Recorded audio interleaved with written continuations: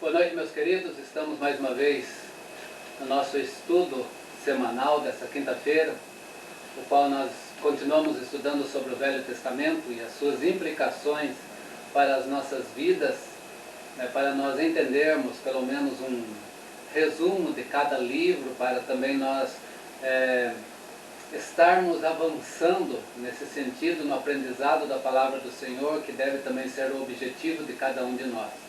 Nós queremos agradecer a Deus essa oportunidade que Ele nos tem dado de aprender da Sua Palavra e conhecer um pouco mais sobre a Sua vontade em nossas vidas. Hoje nós queremos iniciar mais uma vez a terceira parte agora do nosso ensino do Velho Testamento, que nós falamos sobre as leis, falamos sobre os profetas, e a partir de hoje vamos falar então a terceira divisão da Bíblia em hebraico, da mesma divisão que Jesus seguia, e que nós estamos fazendo o nosso estudo desde que nós iniciamos esse panorama do Velho Testamento. E hoje vamos falar sobre os escritos e nos escritos o livro de Salmos. Esta é a lição de número 25, a parte 4, que nós já estamos nela, sobre os escritos, então, no livro de Salmos. Quando falamos do livro de Salmos, nós podemos resumir um pouco a história desse livro, entendendo esse livro como um dos livros mais utilizados, ou mais usados pelo contexto cristão, sendo na parte litúrgica de culto, sendo na parte devocional, sendo em sermões, muito são utilizados então esse livro, do Velho Testamento, e que também é muito também visto no Novo Testamento. Salmos, na língua hebraica, ele quer dizer, mais ou menos, tem esse sentido, cantados ao acompanhamento de harpas. Esse livro que nós temos, ele consiste em 150 cânticos. Cada salmo, eu já falei isso e volto a repetir, cada salmo é um. Não existe capítulos nesse livro. Cada salmo é um salmo.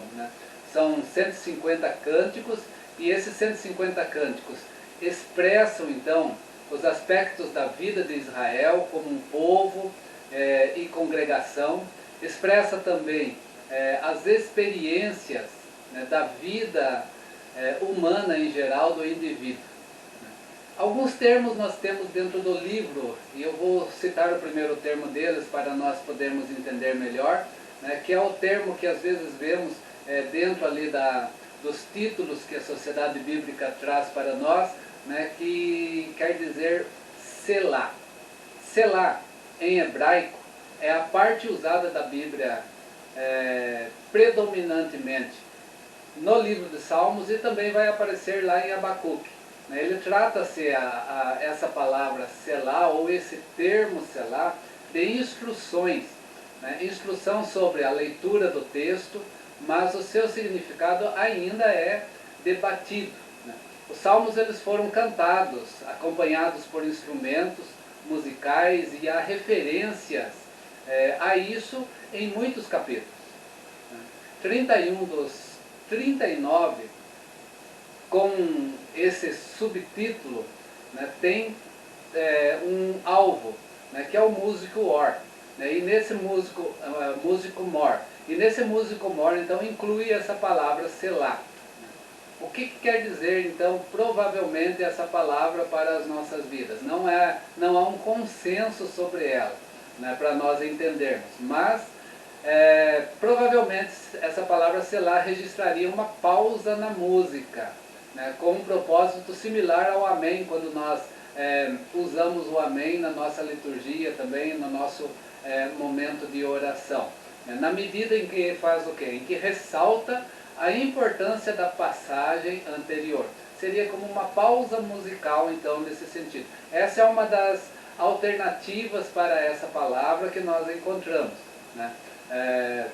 Selá também pode significar para sempre. né? Ou como se faz em alguns lugares na liturgia judaica, né? No sentido de colocar essa expressão de forma plena, completa. Né? Os Salmos, então, para nós também é o quê? É uma coleção de cânticos, né? Por isso que essa palavra está ligada a essa expressão cântico, litúrgico que nós temos, né? Que já existia. Né? Esses cânticos já se faziam parte da vida judaica, né? Por assim dizer. Né? E existe dentro dessa liturgia e dentro desse livro, então, pelo menos 5 partes que expressam para nós o sentido de todo o livro dos Salmos. Né? E nessas 5 partes, então, cada uma ela tem uma terminologia, né? Ela vai terminar sempre com uma doxologia.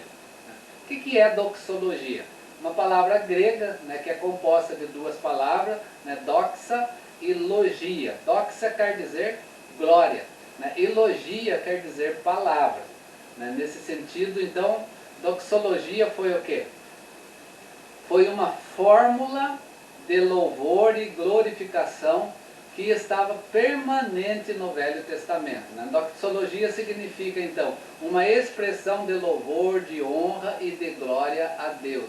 Essa é outra questão que nós olhamos dentro desse livro, quando entendemos esse livro, então, como também um livro musical, ou um cântico a Deus em cada salmo que existe. Aprofundando um pouco essa questão do livro de Salmos, nós vamos ver que o livro de Salmos, no livro de Salmos, né, quem tem a palavra é o povo de Deus. Né, onde o quê? Onde o salmista ou se dirige ou fala a respeito de Deus. Né. Os salmos, nesse sentido, eles louvam a Deus. E louvando a Deus como o Senhor do mundo, como o guarda de seu povo, como o Criador de toda a terra. Mas antes de tudo, né, antes de ter essa expressão, o Salmo traz uma expressão de confiança a Deus. Né? Por mais que seja um louvor, é um louvor daquele que confia inteiramente a Deus. Né? Por isso que o assunto dos Salmos é louvor. Né?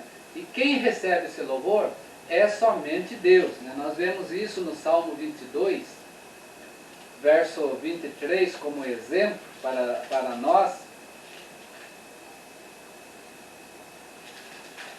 que nos diz assim: vós que temeis o Senhor, louvai-o, glorificai-o, vós todos descendentes de Jacó, reverenciai-o, vós todos posteridades de Israel. Né? O que o texto está dizendo aqui nesse verso, né, que o assunto principal dos Salmos é louvor. Né? Vós que temeis ao Senhor, louvem ao Senhor, né? Glorifiquem, vocês que são descendentes de Jacó, reverencio todos da posteridade de Israel. O Salmo 117, verso 1 também vai trazer esse mesmo sentido de louvor que o Salmo quer mostrar para nós. O que mais podemos ver nesse livro? Outro termo que o livro traz em relação ao louvor a Deus é a expressão que nós temos latina, que nós conhecemos bem, aleluia. Aleluia aleluia, no hebraico, haleluia. Haleluia é uma palavra hebraica que tem 2 significados. A primeira parte, que quer dizer halelu, quer dizer louvai. A segunda abreviação, né, é Yah, que vem do nome Deus, né, o qual então é louvor a Deus, ou louvai a Deus, né, o sentido de aleluia. Né, nesse sentido. No cristianismo é usado então, né, a forma latina, e na forma latina então nós temos a expressão aleluia, né, que vai estar o quê? Vai estar em muitos momentos de louvor então que nós vamos ter a Deus dentro do livro dos Salmos. No judaísmo, aleluia é usado para começar ou para terminar os salmos também. Ou começa com esse termo ou termina com esse termo. Por quê?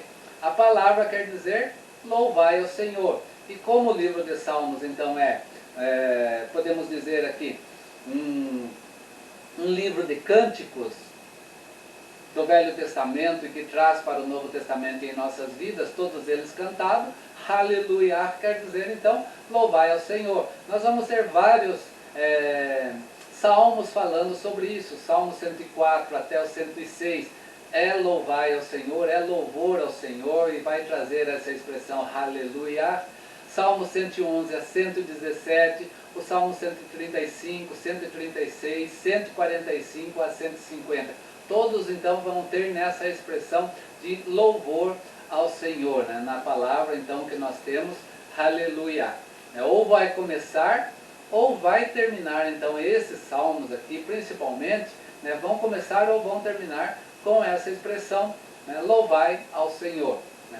Isso demonstra o que para nós? Demonstra que o Deus de Israel é o Deus que precisava ser louvado. E era o Deus a qual estava direcionado todo o louvor do seu povo. Né, e que continua sendo da mesma forma. Quando nós louvamos, nós não louvamos a nós mesmos, ao nosso gosto, à nossa pessoa. O nosso louvor tem que ser a Deus. Por isso, aleluia, louvai ao Senhor. Se eu louvo ao Senhor, né, toda a direção do meu louvor tem que ser para Deus. Né? E aí não vai existir em mim, né, a expressão, gostei desse momento de louvor, não gostei desse momento de louvor. Por quê? Porque quem deve ou não aceitar o momento de louvor é o próprio Deus. É a Ele que é direcionado ao louvor e não ao ser humano. Ao homem direcionado, talvez no louvor, a mensagem do mesmo para a edificação, né? A mensagem do mesmo para a exortação, a mensagem do mesmo, né, para correção. Se esse louvor estiver embasado nas Escrituras Sagradas, também precisamos olhar para isso. Todo louvor precisa estar embasado nas Escrituras Sagradas. O Salmo 22, que eu acabei de ler, o verso 1 e 2, ele diz assim: Deus meu, por que me desamparaste? Por que se achaste longe de mim a salvação, as palavras do meu bramido? Né? Isso mostra o que para nós também? Né? Que esse Deus de Israel é o Deus que precisa ser louvado e deve ser louvado, sim. Mas também existem outras expressões dentro do livro dos Salmos, né, que mostram que a intimidade do adorador com Deus. Nesse louvor a Deus precisa ser algo também que tem que sair do íntimo do ser humano. Não é simplesmente vou cantar. Né? No meu louvor a Deus, eu preciso mostrar intimidade com Deus. O Salmo 22 expressa bem isso, essa intimidade, quando lá nós lemos lá no final dele praticamente, né, falando sobre o louvor a Deus, e ele inicia falando Deus meu. Isso mostrando intimidade. Né? O que nós vemos aqui, que nos Salmos nós temos respostas da parte do povo de Deus ao Deus se revelando a si mesmo ao seu povo também. Né? Nos Salmos nós temos isso, dentro dessa intimidade, né, que nós temos com Deus, também tem a intimidade de Deus conosco. A resposta da parte do povo com Deus, nessa intimidade com Deus, né, e ao Deus se revelando a si mesmo na vida do seu povo. Né? O povo vai responder nas diversas circunstâncias da vida real. Né? É dessa forma que o povo vai expressar louvor a Deus. Esse louvor vai estar o quê? No seu cotidiano, no seu dia a dia. Muito expressivo isso no livro de Salmos.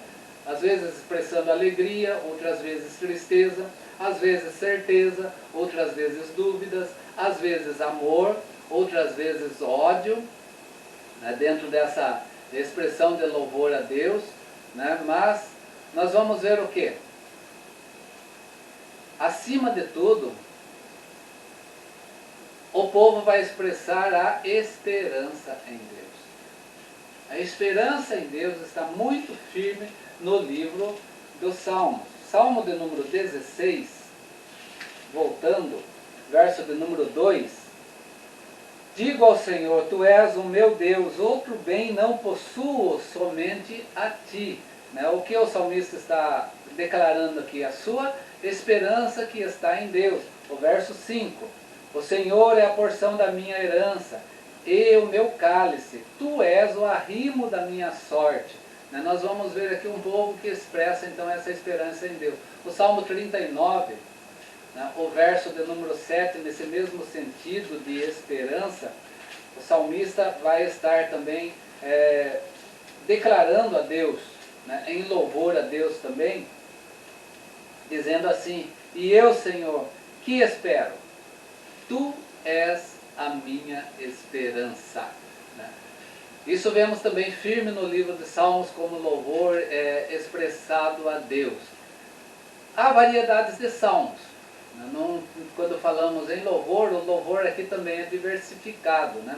Há salmos de confiança, que é o Salmo 23 é um exemplo.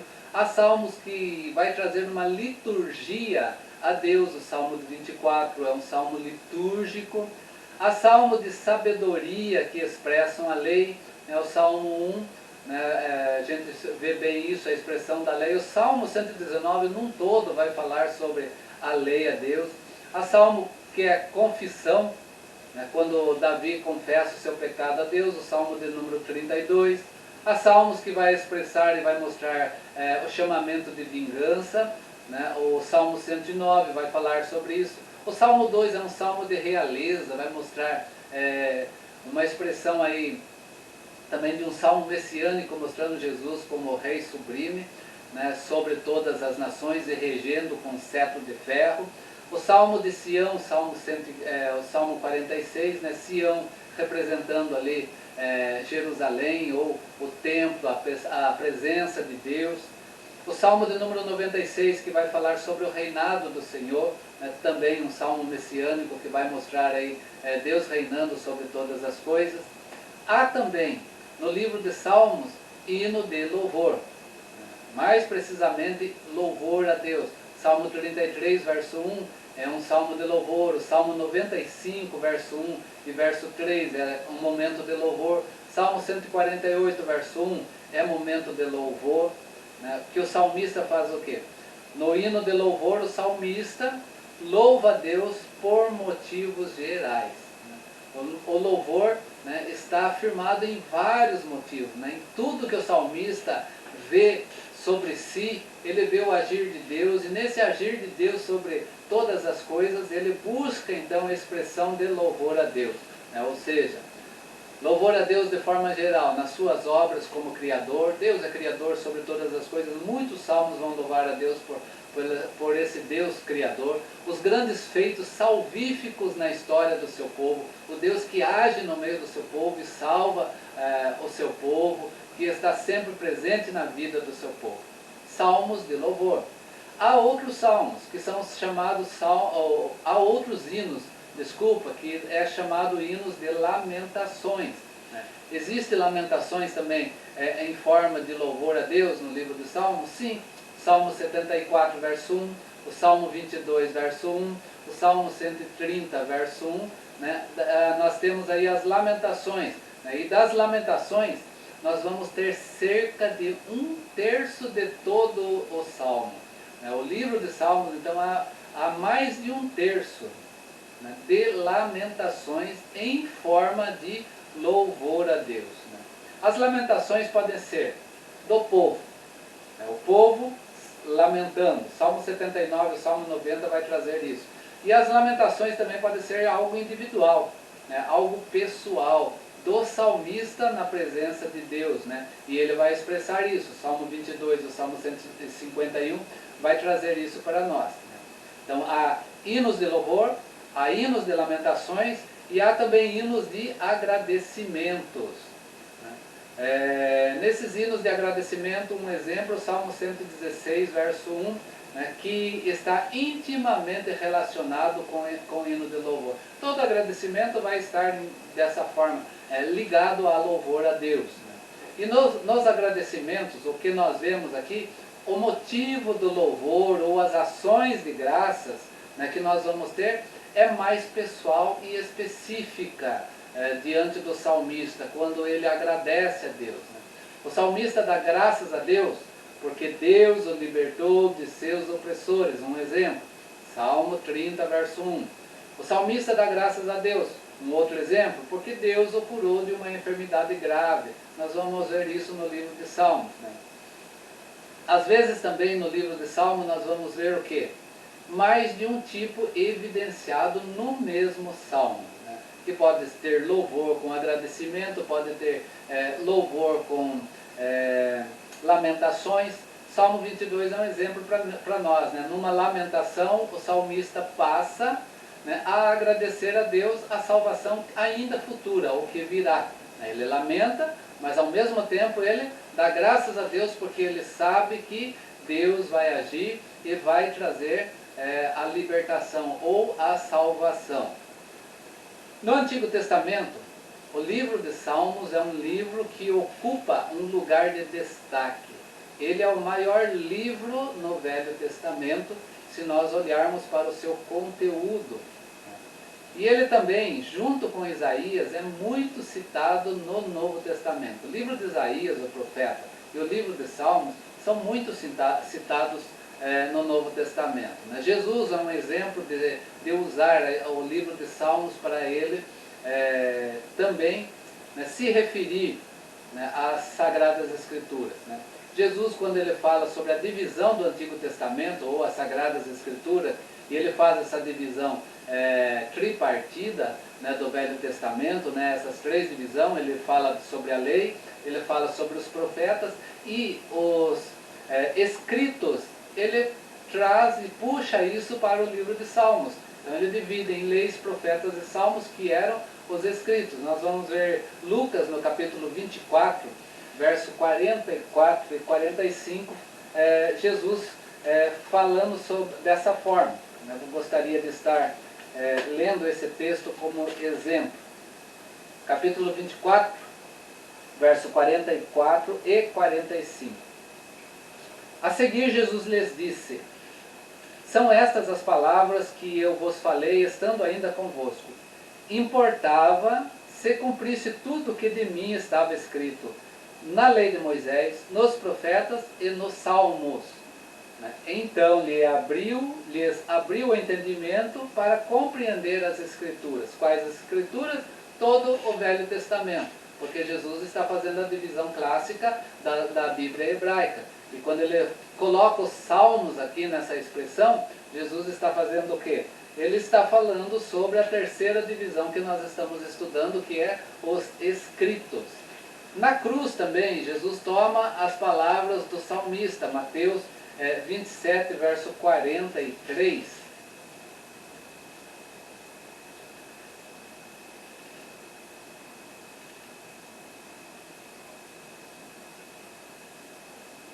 Eu vou pegar o verso 42 e 46, desculpa. Por volta da hora nona, clamou Jesus em alta voz, dizendo: Eli, Eli, lama sabachthani. O que quer dizer? Deus meu, por que me desamparaste? Jesus, naquele momento de sofrimento, de lamentações, ele pega um salmo de lamentações e ele traz esse salmo de lamentações para si naquele momento. Salmo 22, verso 1 diz assim: Deus meu, por que me desamparaste? Por que se acham longe de mim, de minha salvação as palavras do meu bramido? Jesus então faz o quê? Ele busca essa expressão do Salmo 22, Salmo de lamentação, lá na cruz. Jesus usa o livro de Salmo.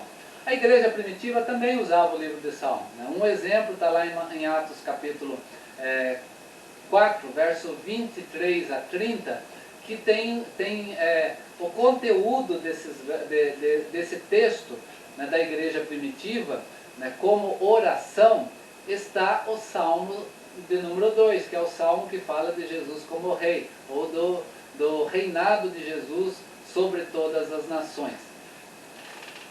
Então os Salmos, temos aqui que os Salmos ocupam o quê? Um lugar central na liturgia de culto do povo de Deus, desde o Velho Testamento, trazendo para o Novo Testamento e para os nossos dias. Nós vamos ver isso muito forte no livro de Salmos. Os Salmos, então, ele ocupa esse lugar central na liturgia de culto. O Salmo 46, ele serviu de base, só como uma referência, para o hino de Lutero. Lutero, quando escreveu Castelo Forte, ele pegou o Salmo de número 46, né, e ele usou esse Salmo como base para ele escrever, né, o livro o hino Castelo Forte. Né, Deus é o nosso refúgio e fortaleza, socorro bem presente na tribulação e por aí vai. Né, pegando esse Salmo de um todo, a gente vai ver aí algumas expressões, né, nesse hino de Lutero, Castelo Forte. Os calvinistas, em muitos casos, eles cantavam os salmos no culto divino. Né? Nós temos aí Calvino fazendo que a metrificação, os salmos metrificados de Calvino, que eram expressos em louvor a Deus. Né? Ou seja, os salmos ocupando um lugar central na liturgia de culto. O primeiro sermão protestante no solo brasileiro, que foi no dia 21 de 3 de 1557, tinha como um texto básico desse sermão o Salmo 27, o versículo de número 4. Né? Então o Salmo também, dentro de uma esfera litúrgica na hora da mensagem, sendo usado como edificação. Essa é a importância dos Salmos, né, que está também até os nossos dias hoje. Quando falamos então nessa divisão dos escritos, os escritos são a resposta do povo de Deus. E isso a gente vai ver a partir do livro de Salmos. Né? Especialmente a maneira como os hinos expressam isso, a maneira como o salmista expressa isso, como o povo expressa isso. Né? Enquanto a maior parte da Bíblia para nós, o livro de Salmo, ele fala muito por nós. Enquanto a maior parte da Bíblia fala a nós, o livro de Salmo, então, ele fala muito, né, para nós. Mas o que nós podemos ver, então, concluindo esse livro para nós, que os Salmos continua a servir o povo de Deus em todas as épocas. Né? Ele está presente em todos os momentos das nossas vidas também. Né? De que forma? Em primeiro lugar, os Salmos atualizam os feitos de Deus para todas as épocas. Né? Não tem como ser diferente. Um exemplo, voltando, Salmo 22, verso de número 4. Nossos pais confiaram em ti, confiaram e os livrastes. Né? Nós podemos pegar essa expressão do salmista quando ele está trazendo a fé dos seus pais lá naquele momento. Né? Nós podemos falar o mesmo também para nós.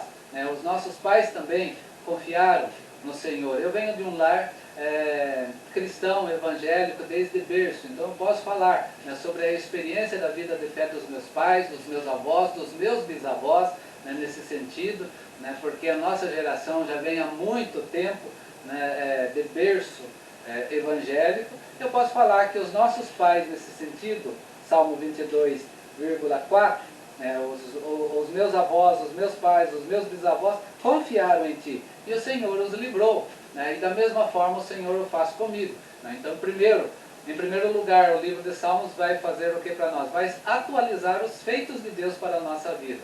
O Salmo 44, verso 1, é um outro exemplo que nós temos aqui de atualização que nós podemos trazer a qualquer momento da história humana também. Né? Ouvimos a Deus com os próprios ouvidos. Nossos pais nos têm contado o que outrora fizeste em seus dias. Né? Um salmo bem atualizado, né? Atualizando os feitos de Deus para todas as épocas. Salmo 78, a partir do verso 3, também vai trazer isso. Né? Em primeiro lugar, então, os salmos estão presentes nas nossas vidas hoje dessa mesma forma. Né? Mas os salmos também, em segundo lugar, espiritualizam os conceitos do culto para todas as épocas. Né? Ou seja, né, ele traz para todas as épocas, de forma espiritual, né? Falando sobre sacrifícios, ofertas, holocaustos, incensos, né? Trazendo isso para os nossos dias. Nós usamos muito isso dentro das liturgias, né? Quando nós falamos em ofertas a Deus, em louvor na presença de Deus como sacrifícios, nesse sentido, as nossas orações chegando na presença de Deus como um incenso suave, com um cheiro agradável na presença de Deus. Dessa mesma forma nós espiritualizamos os conceitos. E quando nós vamos falar sobre essas coisas, dentro dos nossos contextos litúrgicos, muitas vezes nós nos apropriamos de passagens do livro de Salmos para falar de forma bem atualizada e espiritualizada para a nossa vida. Exemplo, Salmo 40, versos 6 a 8, o Salmo 51, versos 16 e 17, o Salmo 141, verso 2.